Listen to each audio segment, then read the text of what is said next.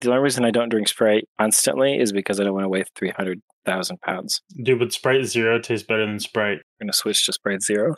I think I would probably say Sprite Zero or Coke Zero. No. Sprite Zero because it tastes a little more like water, I think. At least it's closer to water than... Why would you buy that and drink it then? I can F with a LaCroix, though. Like, dude... Yeah, ice but cold, dude, crisp LaCroix.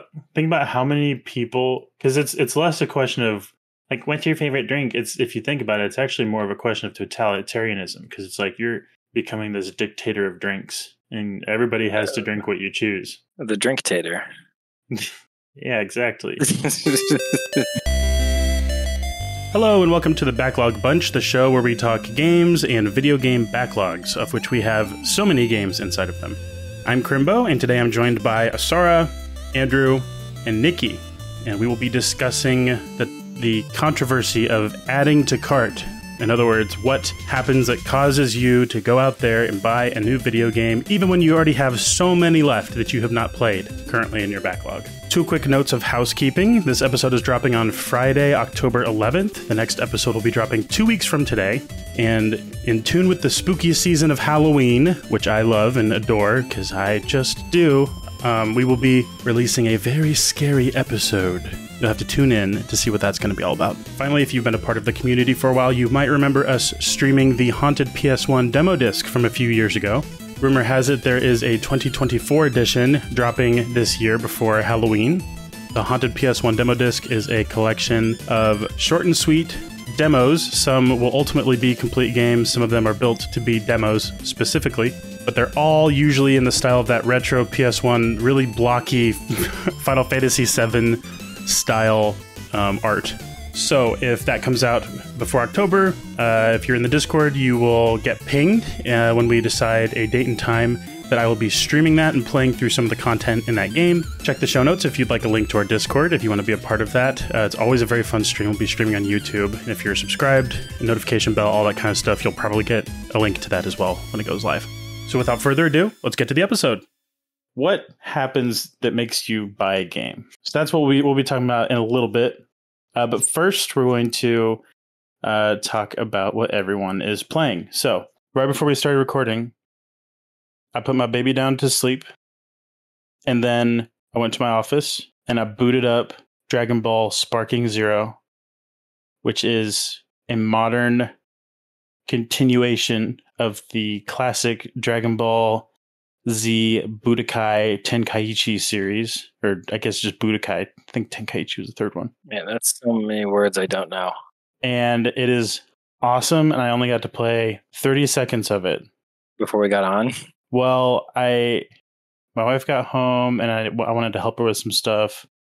So I actually will not have anything to say about that game right now, aside from I'm excited to play it eventually. But this is incredible content. Yes. I am still playing Deadlock, as we talked about last episode, and they just dropped a new patch today, which I'm very excited about. We're gonna play after this podcast is all right. Yeah, most likely, yeah. But the game I will actually talk about is Mortal Shell. Mortal Shell I got for free through some Epic Game Store free game giveaway. Mortal Shell is a Souls-like that sort of the gimmick in this game is you can harden like Metapod. And essentially before you get hit, you can turn your character into stone and you don't take any damage from the attack. And one other fun mechanic in this game is when your health drops to 0, instead of dying outright, your character sort of bursts out of the armor that they were wearing, which is the shell, if you will. Yep. Then basically, if you take one hit, because you have no armor on, you'll die. So you want to get back to your armor as fast as possible, and then your health will go back to full, and it's kind of like you get a new life, another try. You can also parry. You can't block with a shield.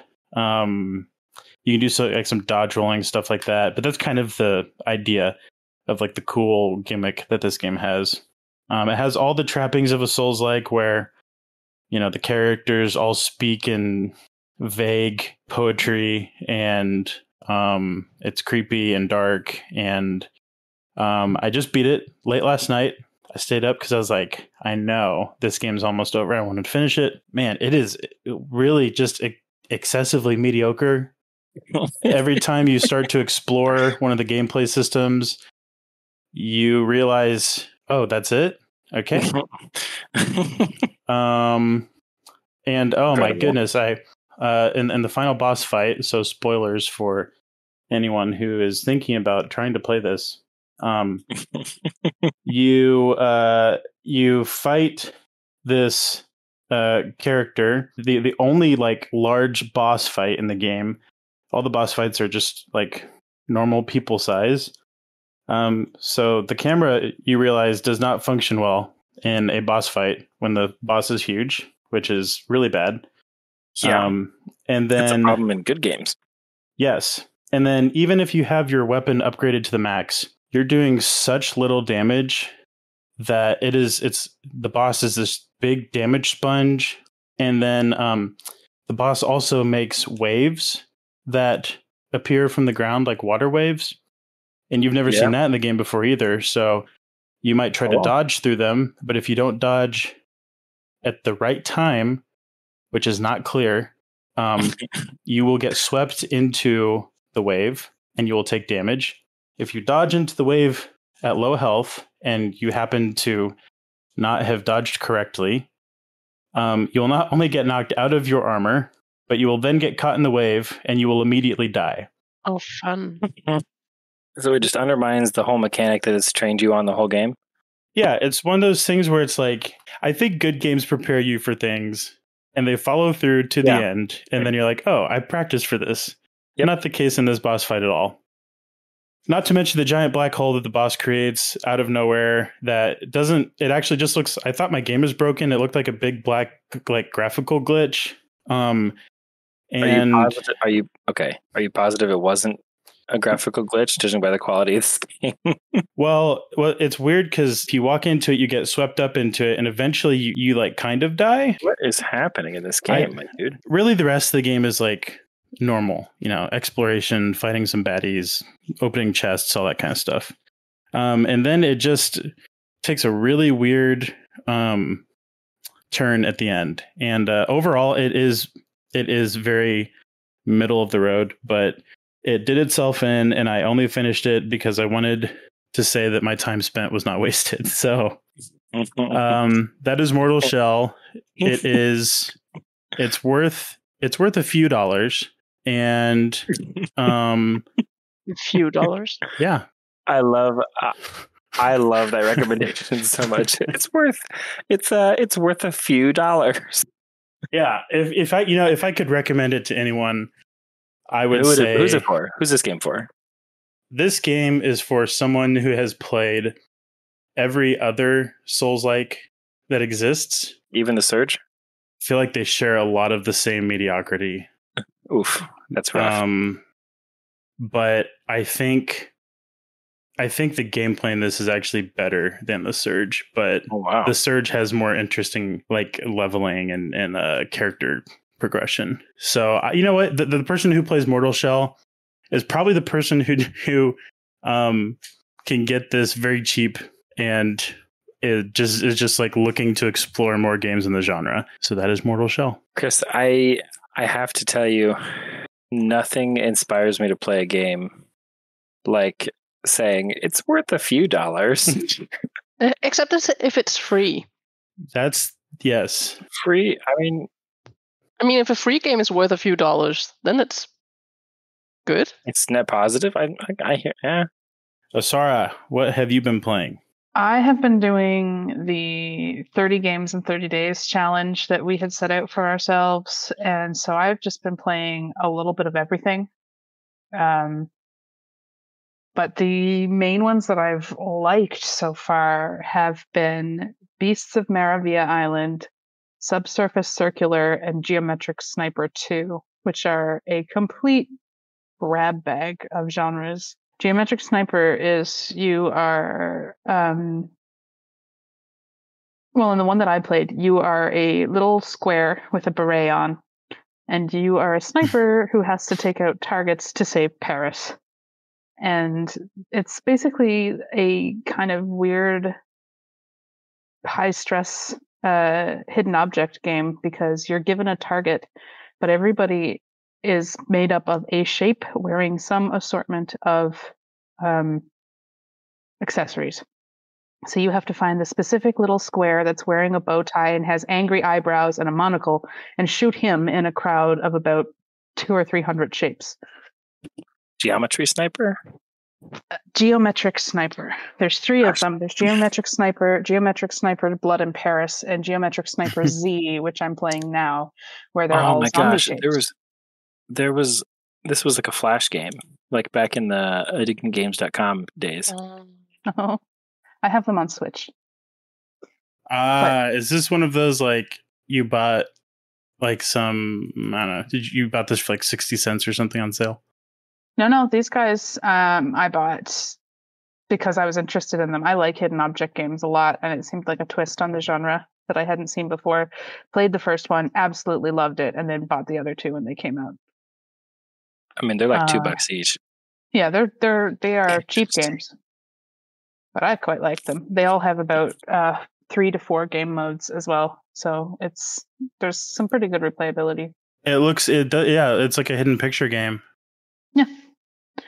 Yeah, you get a couple of targets that you have to find and take them out, and usually there's a timer, and in this particular one there are counter snipers, so every 20 seconds or so you have to duck or else they're going to get shot. So it kind of breaks up your searching, and you kind of have to figure out where you were, keep looking.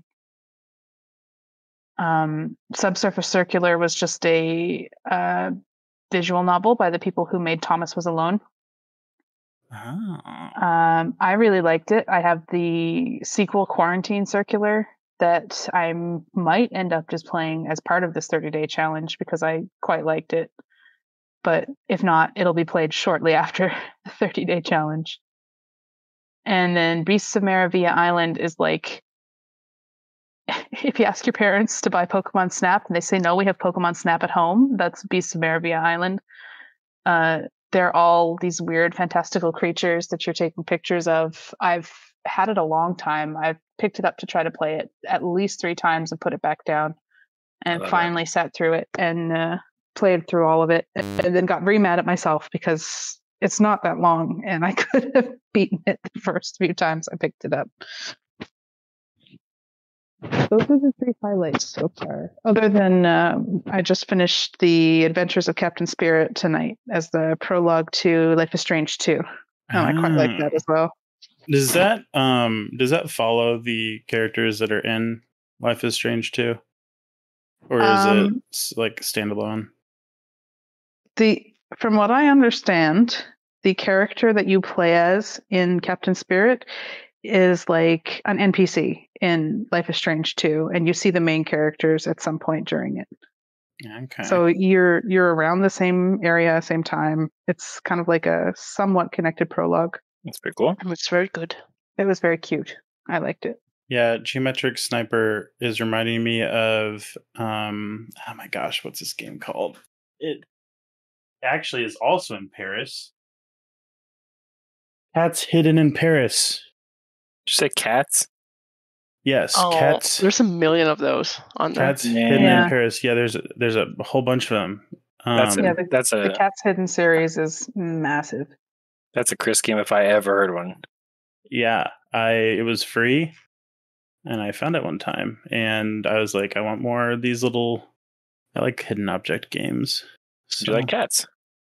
I do. There you go. It's everything. So as far as your goal with your 30 games, 30 days challenge, are you trying to play through a lot of these like short, simple, sweet games that are in your backlog? Yeah, most of them are around 1 hour playtime.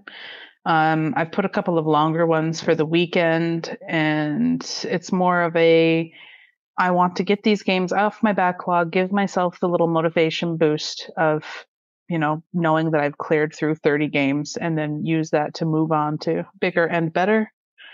But also,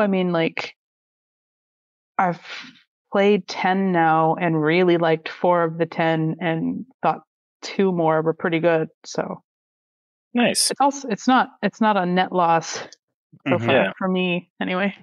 Nice. That's cool. Andrew, what are you playing? Oh, geez. Well, we're going to talk. I came up with the topic for the night because I caved on two different games. Here's the deal. Caving is a big deal for me because I don't buy games a lot, and I always feel bad when I do. I obliterated my monthly budget for games in the first 3 days of October.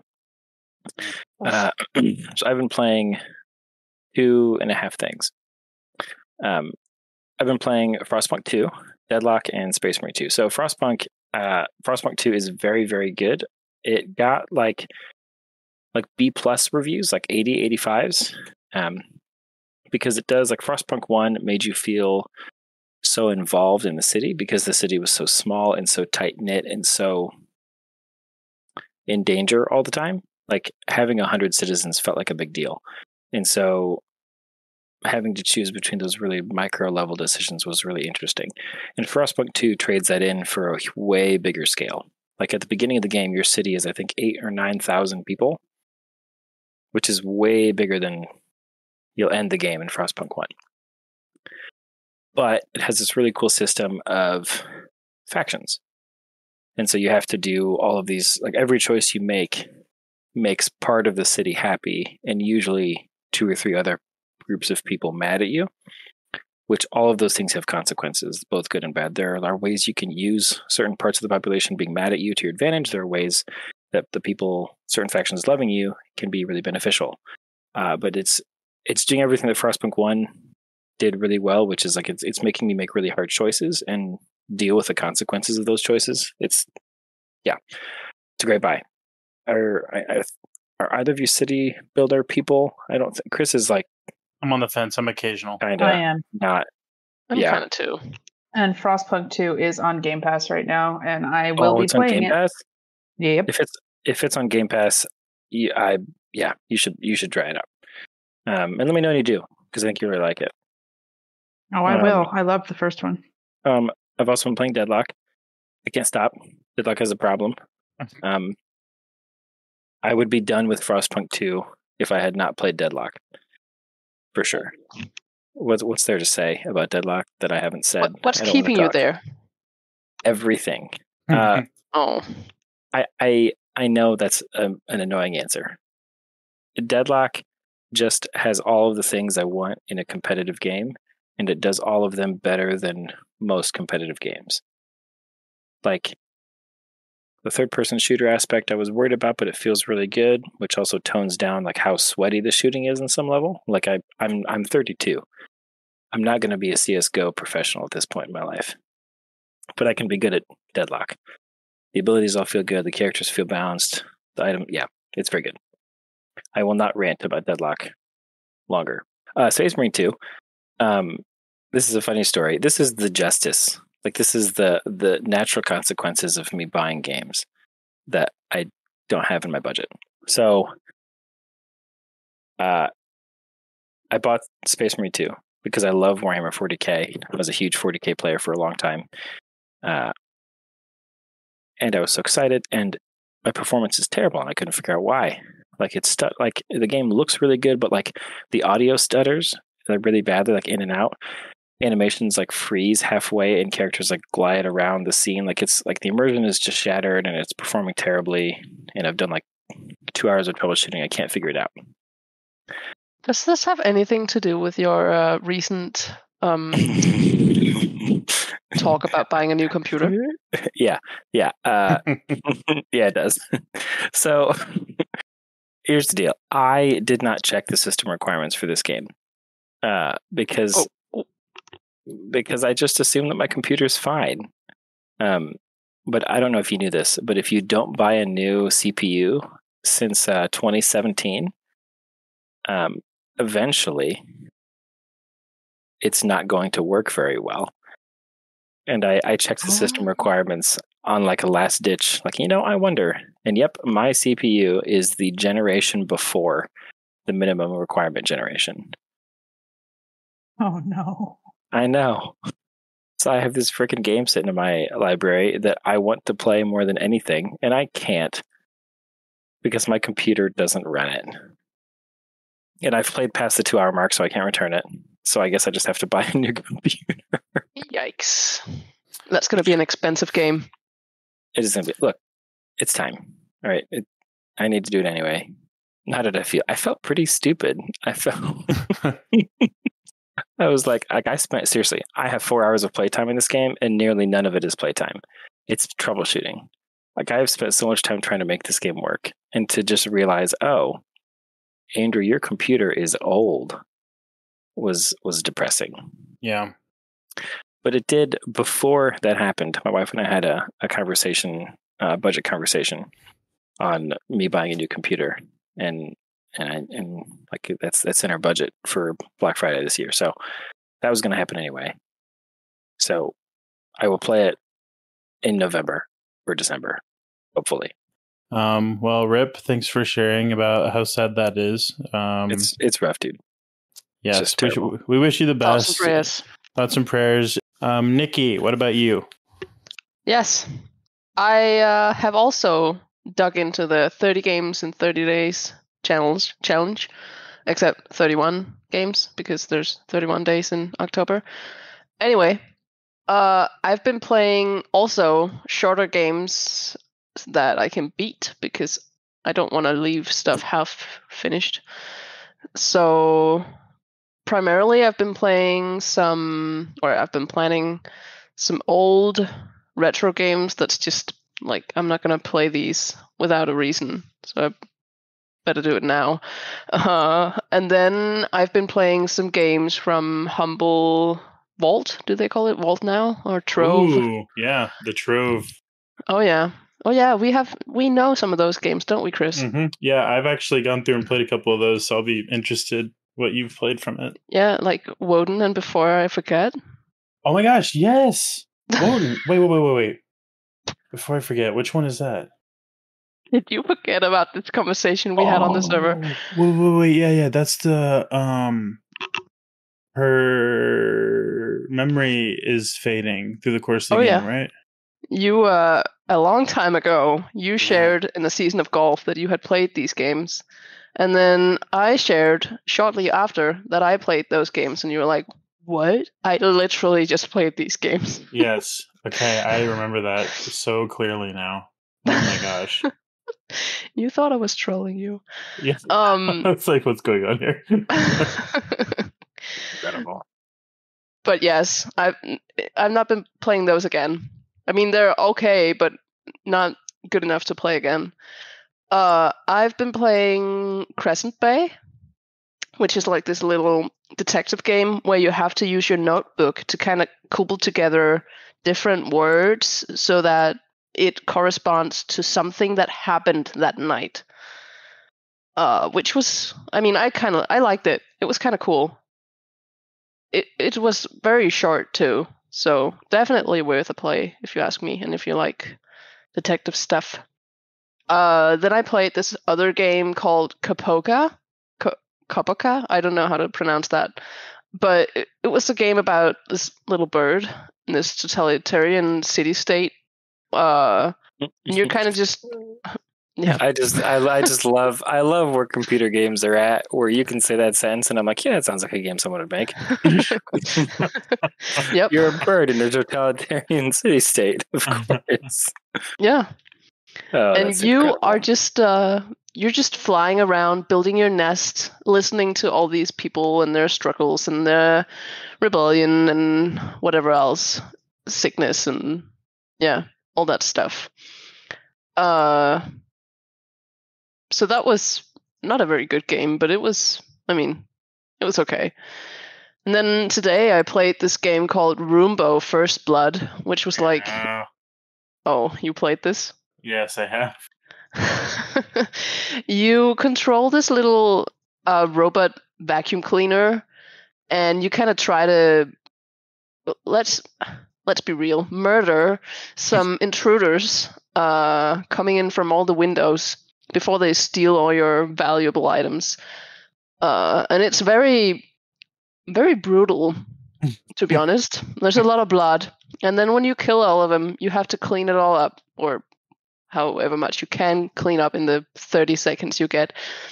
It was...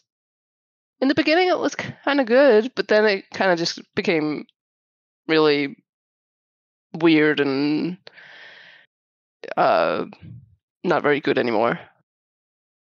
Because there were so many people in the end that it just was really repetitive, and the house was the same every time. I think a lot of games that are smart with their like mechanics are games that are, you know, sort of like gradually introducing stuff and then like mixing those things and then kind of make them more interesting. But if I remember right with Roomba, you just kind of do the same thing over and over again. There just are more bad guys. Yeah. Yes. And there were these 3 kind of bonus levels in the end that really just made it even weirder, because in one of the levels, everyone was just invisible.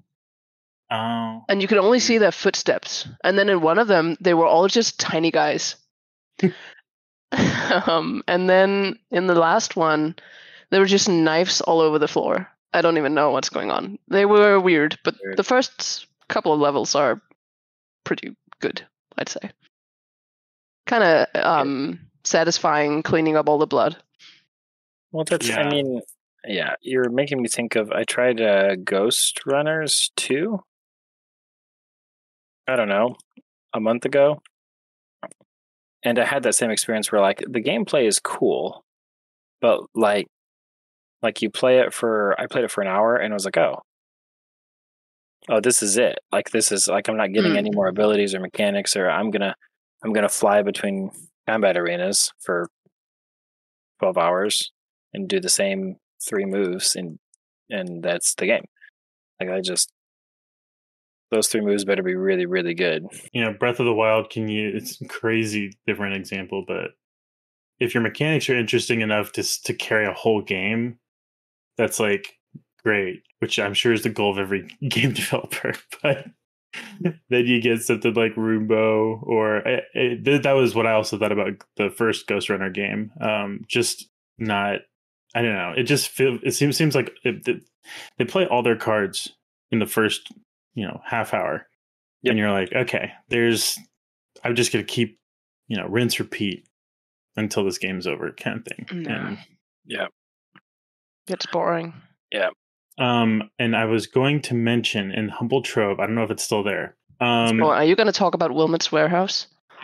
No, but everyone should play that game. I have a YouTube video about that game. That game is amazing. Everyone should play that. See, I played it, but it was stressed me out a little bit. It's very stressful. What's it and called? That's a good thing? It's Wilmot's Warehouse. Okay. And you're a little cube that is organizing other cubes in a warehouse. And you only have so much time to do it. And they drop like a big pallet. You got to go organize your stuff before the time runs out. Because then when time runs out, people start ordering things. Then you got to go get those things and bring it back within the time limit. And it's like so stressful. And sounds stressful. Did you beat it? I don't. Is there an end state in that game? Yes. Oh, I don't know if I beat it then. I think that's a no. I sure didn't. I lost. It wouldn't be a big deal, except, you know, if there was like 10 different items you're organizing, there's like, it feels like there's hundreds. Like you keep getting new stuff. You're like, I don't have room for this anymore. You have to like rework how everything is organized. Oh my gosh. I really enjoyed that game.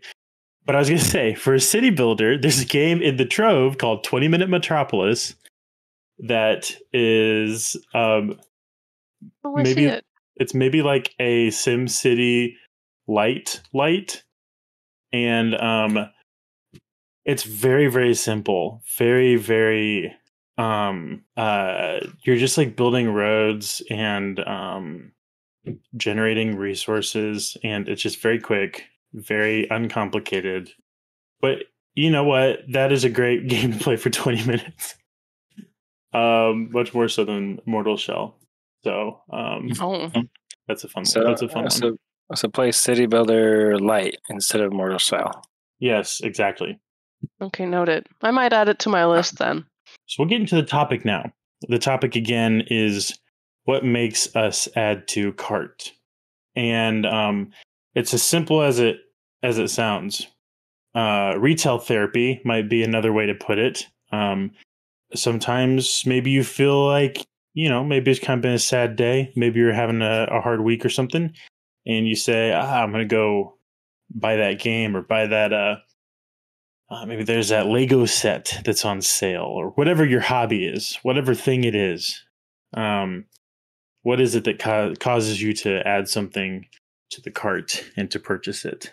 One of the reasons that my backlog is as large as it is, really how it started for me was buying games on sale. It's like I would check the historical price of a game I was interested in. And then whenever I'd see it on sale, and then I'd say, oh my gosh, I've never seen this game so cheap before. What if it's not this cheap again? And I know I want to play it, so I'm just going to go ahead and get it now. This is a phenomenon that I would like to call traps. Traps. We have a great emote in the server that exemplifies that perfectly. Stuff like BioShock Infinite or Fallout 3, Fallout New Vegas. Have you not played BioShock Infinite? I have. That was back in the day when I would play the games I bought in a reasonable amount of time. So that was my issue, kind of buying games that would be on sale. Let's kind of switch the topic around a little bit. So for the rest of you, is hype a thing for you, or do you not feel sucked into hype? I think I'm the worst culprit of hype in this group of four, at least. I agree with that. I don't like the way you said that. That's too fast. Shade. I think that I watch a lot of YouTube. I have just several channels that I like to follow, like Crimbo. Have you heard of this guy? No, and subscribe. Real washed up YouTuber. Honestly, let's look at his channel's basically dead, dude. So when game people that I like are playing a game and they seem to like it, that sucks me in, and I start watching reviews and I start watching gameplay, and I'm I just get drawn in by the hype, and it does get lodged in my brain. Like I was talking, the thing with Space Marine 2, that's not unique to Space Marine 2. The games that I have in my backlog are because I got sucked into the hype, but the game ended up not being as good as I wanted it to be. But the hype. So you played most of your games in your backlog, just to get this straight. I do not finish them if I don't. No, but you have played it. Yeah, I buy it. Okay. I play it when I buy it. Other than Space Marine 2. I buy it and I play it, and sometimes I get halfway through or less than halfway through, and I fall off, and that is what it is. Every once in a while, there'll be something that I truly don't touch, but that's pretty rare. And sometimes you get games that you can't play. Yeah. Thank you. I will play though. That's the most annoying part about this whole stupid journey is I would play this straight through. I would love to play the campaign mode. It'd be my favorite thing to do right now. Bagu is big on the hype, and I know this is true because I might wake up and see an article from PC Gamer about shut up some new thing that's coming out, and I will see that and I will think, but we just started this game. But I know I did the exact same thing. You do, man. So, what about you, Asar? Is hype something that you get caught up in, or are you just I'm only interested in what I'm interested in? I'm a bit of a weird mix because I'll get hyped for some things, mostly cozy games. I follow a couple of cozy game content creators, and if they get really excited about something, I'll get really excited about it. But I also have this really strong dislike of buying games full price. So I'll get super hyped about something, watch people playing it for a long time, and then wait for a sale. And I also will not buy something until I have seen, there's these two guys who do Switch content, Switch Up and Switch Corner. And until I've seen Switch Up do the technical review, I am not touching it because they are brutally honest. And I can usually decide if a game is better to wait for PC or to get on Switch based on what they have to say. Do they cover a lot of a lot of games? I don't know if I've ever run into a game that Switch Up has not at least done a technical review on. Like, That's great. not, I don't mean like not the trash stuff, obviously, but the actual ones. So there's a game coming out at the end of this month that I am waiting for them to do because I want it. It's Amber Isle, and it just came out on PC today, but I want it on Switch. It's basically Dinosaur Animal Crossing, and you I'm were hyped telling up us about this for last that. episode. Was I? No. What But it is a dinosaur game. She has all the dinosaur games. Okay. I do like dinosaur games, but yeah, Dinosaur Animal Crossing, and it is coming out at the end of the month for Switch, and I want it, but I have to wait to see what the Switch Up guys say because I have some fears that it will not run well. So you're gonna buy it and you're gonna play it if it runs well. You're like same day when you buy it. Yes, but I also might not buy it until it goes on sale. Mm-hmm. Which So is different. Is that different from past Housekeeping? No, I've never been one to buy a game first day unless it's something like, I mean, I bought Animal Crossing first day, but the pandemic again around that was a bit different. Mm-hmm. Yeah, we all did. There's not much I buy first day. Unless something's at least 20% off, I kind of look at it with more of a no, I'm going to wait. Yeah, Nikki, tell me why I shouldn't be a hype gamer. I do not care about hype at all. The game, oh my gosh. But what about like the internet hype? Like, there's also a part of the hype that lets you be a part of the gaming community experiencing something together. Like that was a big. It's like Helldivers is a good example of that. Of like the first 3 months of Helldivers, like there were memes and TikToks and YouTube videos coming out from every single creator. Like it was a whole thing. It wasn't just that you were playing a game that you liked, but you did. It was you were involved in this whole community around the game as well because you knew what it was. Mm-hmm. How can you turn that down? I think this might be the reason that I started the Backlog Club in the first place. So that I can do that with my old ass games or just old games. Well, that's a pretty good reason. That's a pretty good answer. Yeah, I also don't care at all about the like, oh, everybody's playing this game, I need to play it to fit in. I have never cared about that. So that's not something that takes me into wanting to buy something either. I find if I'm hyped about it, I'm probably on social media too much. Well, yeah, that's fair. Which I'm saying, not saying that's true for you. 100% that's true for me because I remember exactly what you were talking about when Helldivers 2 when it first came out. I would see these like amazing TikToks of like, you know, these soldiers saluting as like a nuclear bomb exploded way off in the distance. And then they'd like hug each other afterward. And I thought, that's so fun. It just looked awesome. And I was like, I want to get in on this, you know? And then, yeah, all the memes on the subreddit, I didn't understand anything that they were talking about. But there's like this whole community based off this game that just came out. And it seemed really cool. The funny thing with Helldivers 2 is I have never played that game, but I know the lore for the first probably 3 months of that game, like the back of my hand. And I know every war, I know every planet that got taken, I know everything about it. Never have played it. So, Nick, you don't care about hype. Nope. Why? So why do you? Okay, but you still have a bigger backlog than I do. So why do you buy those games? See, my hype. When I get hyped, okay, so I do get hyped, but not because other people are hyped. I go in watching some random YouTube video, let's say that, and I watch this video, and then this person in the video starts talking about this 20-year-old game, and I look at it and I'm like, oh my god, that looks amazing, I need this. And then I just sit here by myself in my chair and I'm hyped for this 20-year-old game, and that's how my backlog kind of happened. Yeah, you guys really need to see the look in her eyes when she sees this old game that she's heard of and just realizes she can get. It's like a kid in a candy store. That's incredible. Oh no. I feel called out.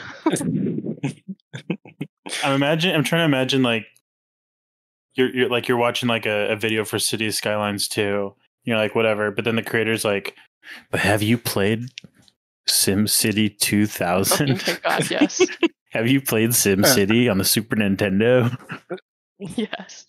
This is me. And then I'm like, oh my god, I need to play this. And then I search all over eBay to find this game, and I need to get it. Really? Yes. That's so fascinating to me. So is it like the retroness of that game, or I don't know. Like what is it?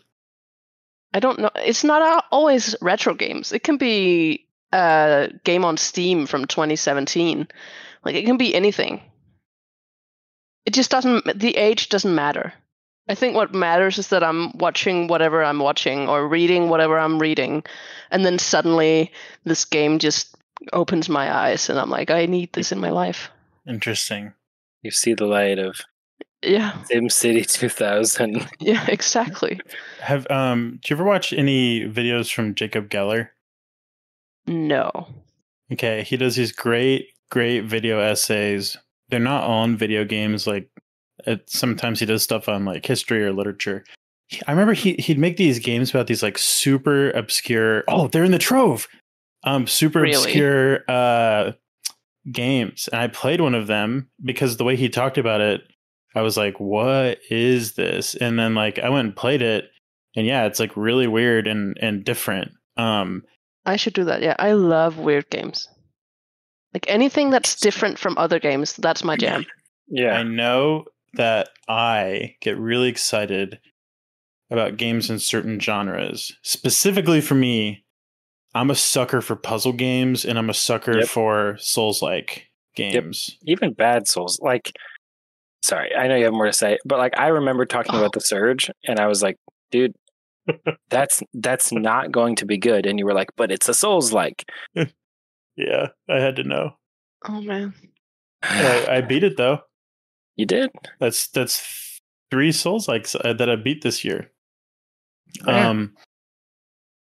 So like, yeah, if one of those, if like a new Souls-like comes out, like Lies of P, sorry.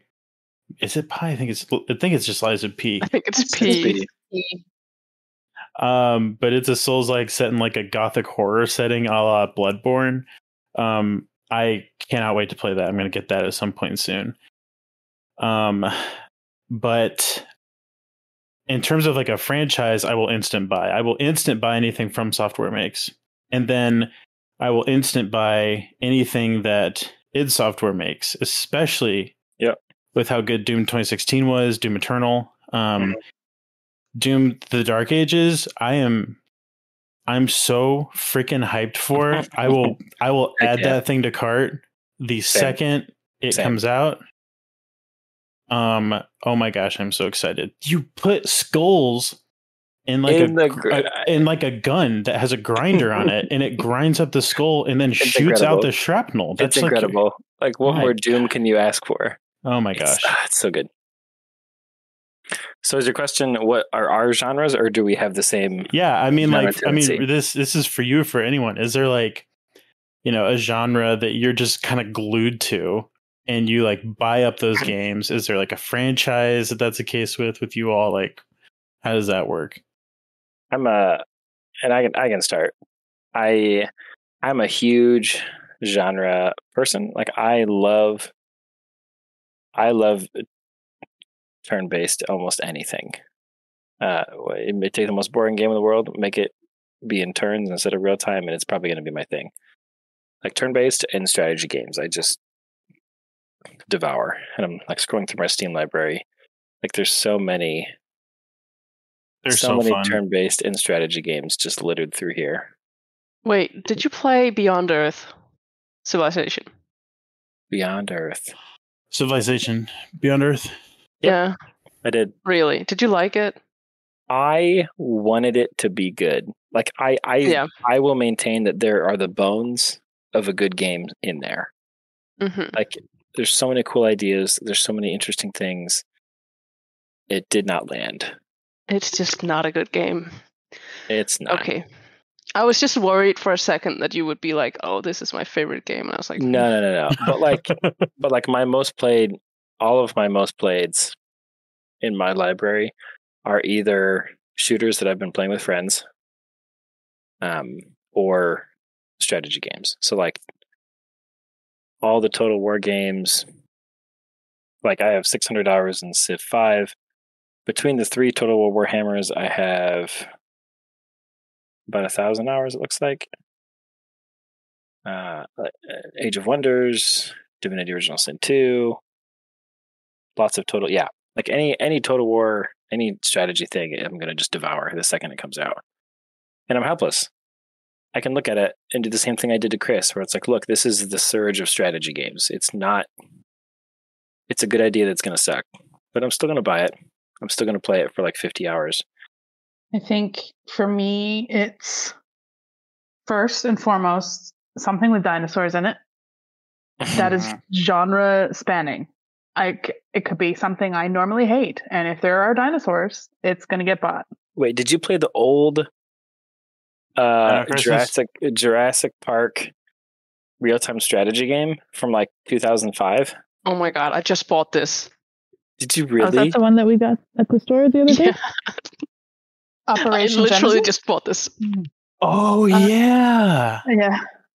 Yeah. I bought this 5 days ago.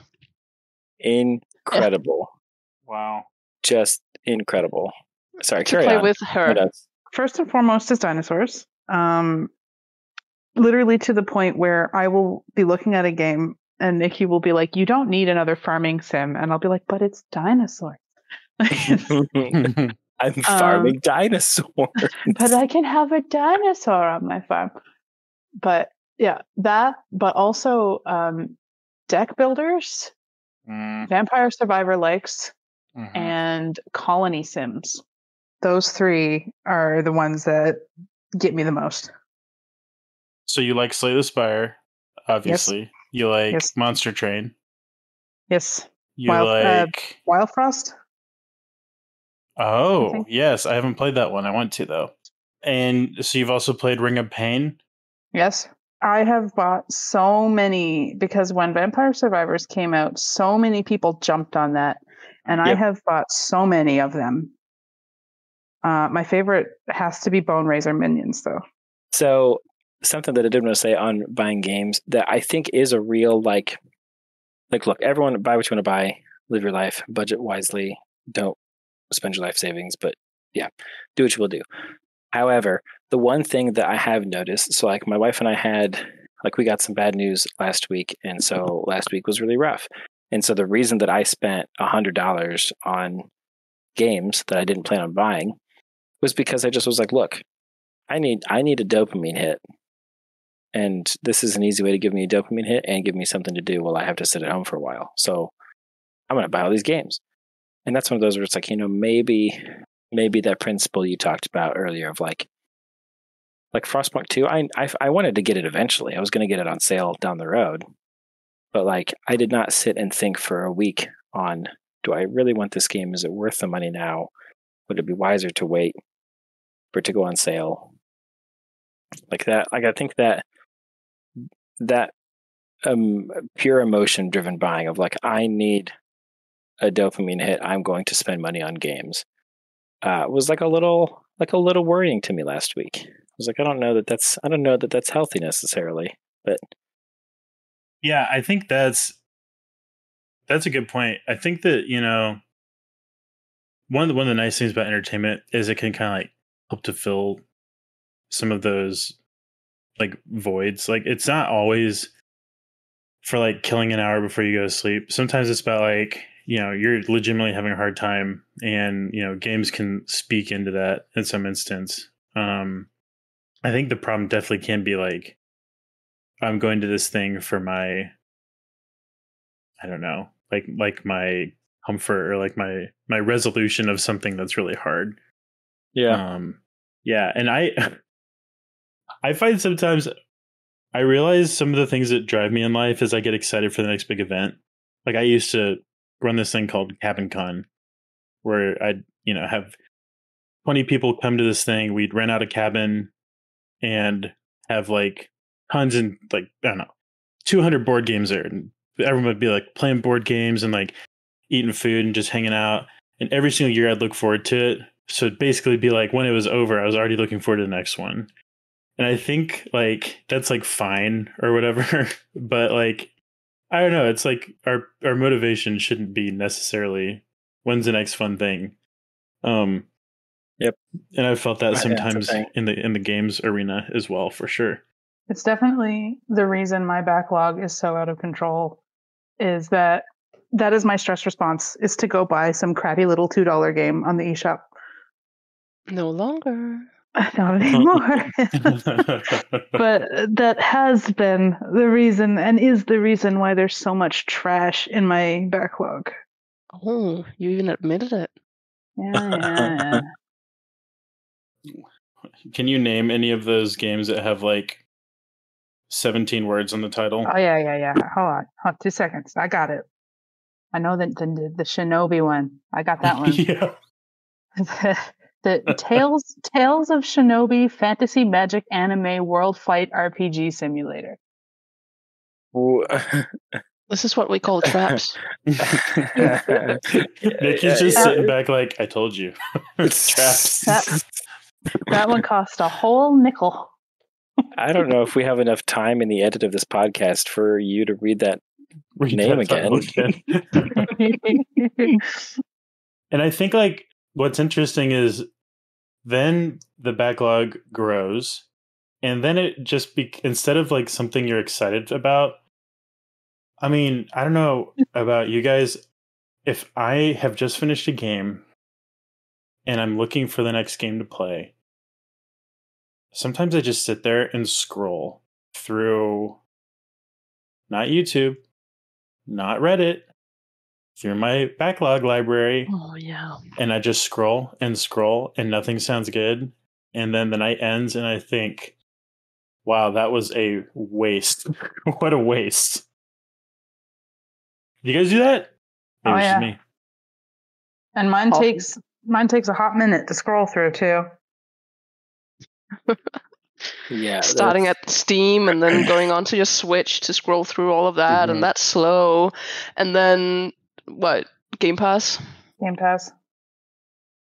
Yeah, it sucks. It's like, it's supposed to be something that's fun that you can enjoy, and it turns into, another thing that could be causing some sort of stress or some sort of like unease. Like, what am I going to do with this? It's almost like you're looking at all the money that you've spent and you think like, man, I feel like I need to do something with this. I don't know. So it's a weird thing. And especially it's not something you can just like sell off in a lot of cases if you have a lot of digital games. So it's like this weird thing. It's like, what do you do with this? I don't know. And that's why we're doing the 30 games in 30 days. Yes. So I guess the practical takeaways from this is before you buy something, tell everyone in the Discord that what you want to buy, and then they will send you seal gifts, and they will send you the traps emote and Nikki with the Devo hat on. Yeah. Yes. Judgment. Yeah. So hey, hear it from us addicts. There's a way to fix this. Don't buy the games. Don't buy the games. And, be thoughtful. And I think accountability is a big part of that as well. Don't buy the games for the sake of buying games. If you're going to play it, you can buy it. That's my new rule. There you go. Well, look, you guys follow up with me after Black Friday and I get a new computer, and you can say, Andrew, you playing Space Marine 2 yet? And if I say no, you can yell at me all day long. We will. Yep. I'll remember that. Yeah. All the listeners can too. Whenever our next episode after Black Friday is, we'll be like, hey, are you playing that Space Marine? And you say no, the comments will just be full of like, just light me up. Also, this is Whatsara tacitly agreeing to keep doing the podcast, which is great. That's what I heard. Sorry, you reminded me of my other add to cart, which is whenever there is a big Steam sale, not on r/game deals, but r/game deals meta. Oh. Someone makes a thread. Someone makes a thread. Problem. Now listen, the game deals thread, they do a daily like Steam sale thread. What's everyone talking about there? Oh, have you seen Assassin's Creed is on sale? Oh, no. Or they'll be like, have you played Civilization 4? And which is way better than 5 and 6, by the way. What I love about the game deals meta threads, it's like a hidden gems recommendation thread. So all these people go through and they pick out these very, very unknown indie games, and they recommend them. And usually it's a lot of puzzle games. And I've added so many little puzzle games that I have played a lot of them, by the way. I just want to say that. And they're usually fairly inexpensive because they're just smaller titles from smaller developers. So a lot of really good stuff in there. You can just literally just go Google hidden gems recommendations, game deals meta. If you're looking for some really good titles. Chris, so yes. I love doing this podcast with you, but why are you recommending this to us? Well, we are already addicts. I realized we were like, yeah, guys, so just stop buying games. Anyway, you should start buying some of these games. Exactly. we were trying to do this? No, you. Listen, I'm just trying to help everybody make good purchases. Make good choices. Buy the games I tell you to buy, not the games that you want to go buy. Yeah. Well, I don't know what's wrong with me. No, wait. I have a question, actually. Yes. So we all know that Andrew caved in on Space Marine. Yeah. What about all the rest of you? Like, what is the most recent game that you've caved on? Great Q. Can't just let him sail in his boat by himself. I tell you what, it's going to be the second the Deadlock puts like skins in the game, Chris is going to drop like $300 on this game. I can feel it. I will probably buy skins. All right. Don't let us distract you. The three of you. What's the game you most recently caved on? If it's not Dragon Ball Sparking Zero, which it is probably UFO 50. That sounds like it was a good buy, though. I've looked at that. I'm still playing it. It's so fun. I don't remember what my last one was. It's going to be Amber Isle when it comes out. Mm-hmm. Because the last thing I was going to cave on was Unicorn Overlord, and then I never did get that. So nice. I was saving up for that and saying, I'm just going to beat these games, and if I beat X number of games, I can buy Unicorn Overlord. And then when it came to it, I was like, I don't have the time to play this right now, and I didn't get it. So I honestly cannot remember what my last cave was. For me, I caved on a game actually this week. I'm not proud about it. And honestly, it's not even a game that I'm particularly excited about. And I think this goes back to the conversation about which games we're kind of always getting whenever we see them somewhere. And for me, that's mystery and detective games. And I have, for the longest time, been a fan of the Sherlock Holmes series from like the older games too. And since in recent times, those games have changed a bit, to say the least. And I caved on one of the newer games, just so I can talk badly about it once I play it.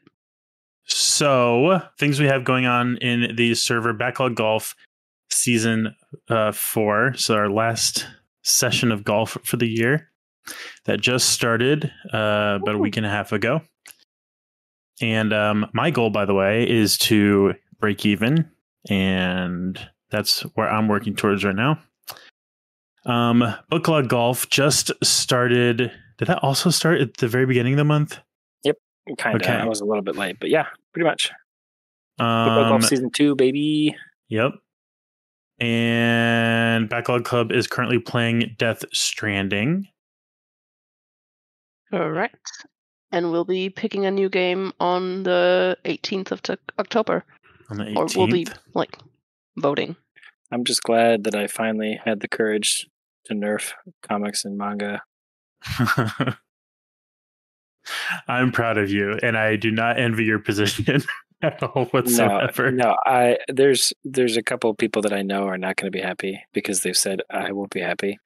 And I remember if they listen to the podcast. Here's the deal.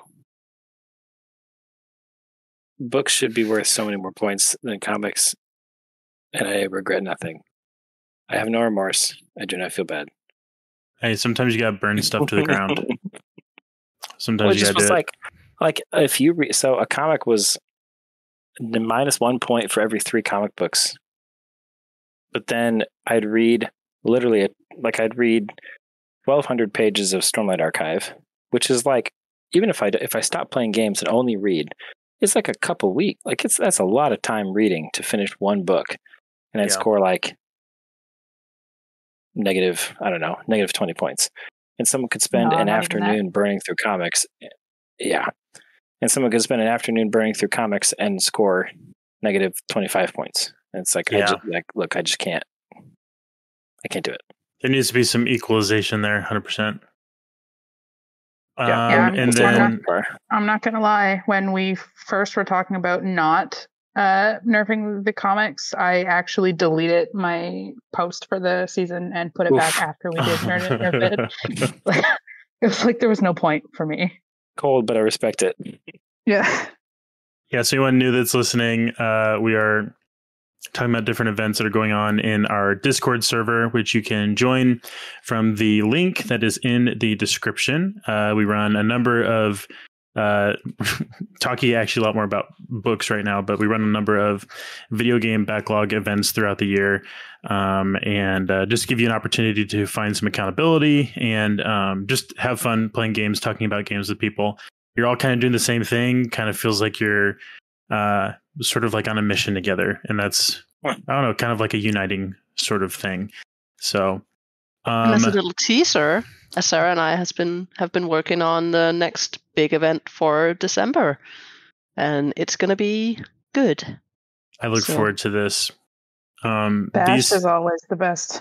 These two always come up with this very, very intricate system for the December event, and I'm excited to see what it will be this year. So let's do some quick recommendations.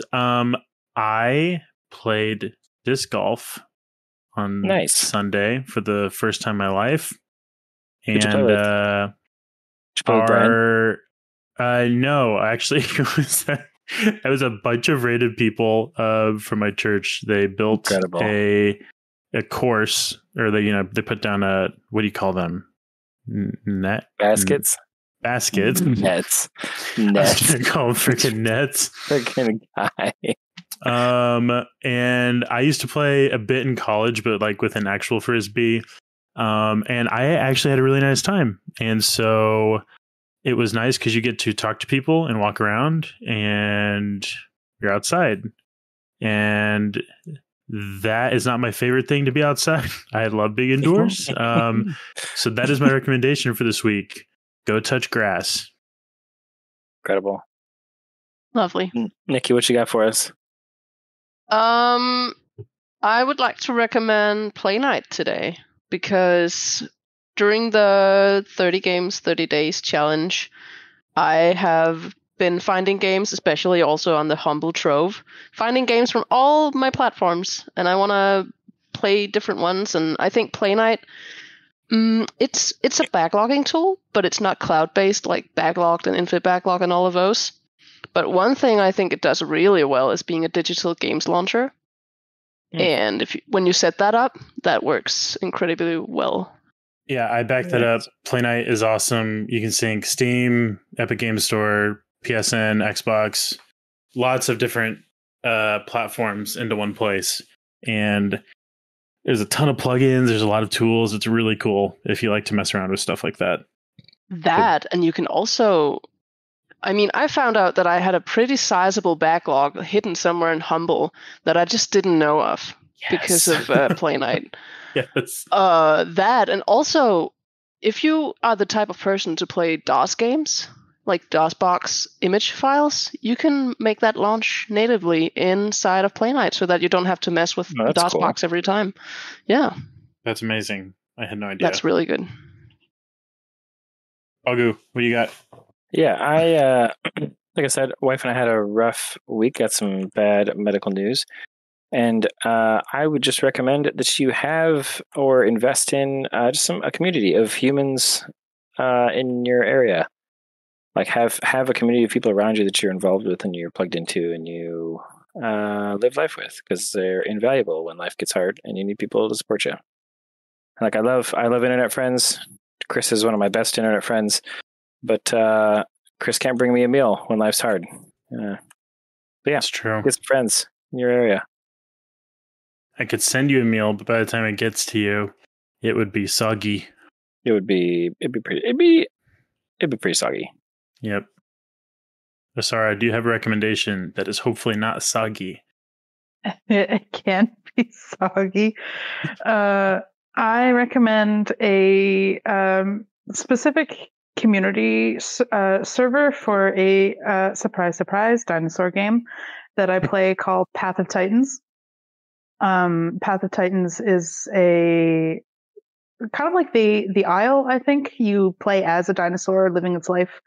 But the server I want to recommend is called Ashfall Realism, where they have a whole bunch of rules for how each dinosaur species can act. So it's not just people running around murdering each other for no reason. And the community over there is really great, really well connected. They're all very friendly, and they do events where all the dinosaurs are related somehow to other dinosaurs on the server.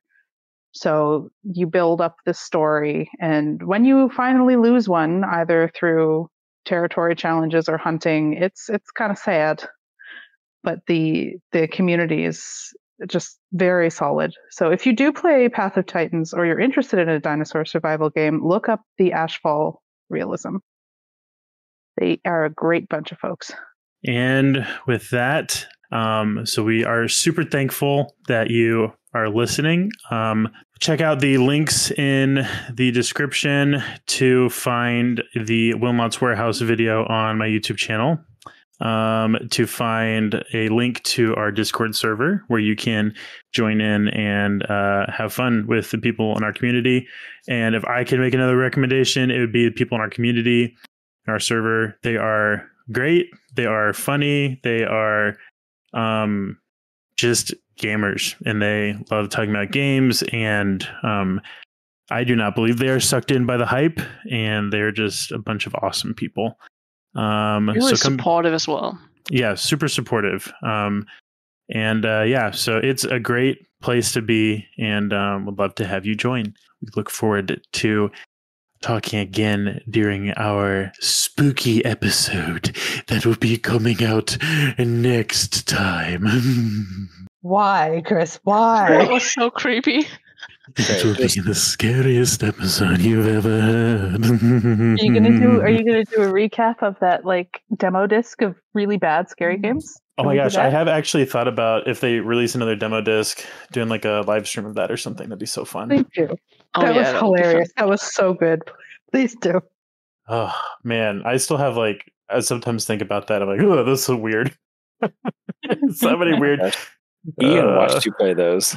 Yeah. If that happens, you will see that on the YouTube channel as a live stream, and we will probably talk about it in the Discord server if it ends up happening. That might be on the horizon as well. That is it for this week's episode, and that's it. Sign off. Bye. Adios. Good night.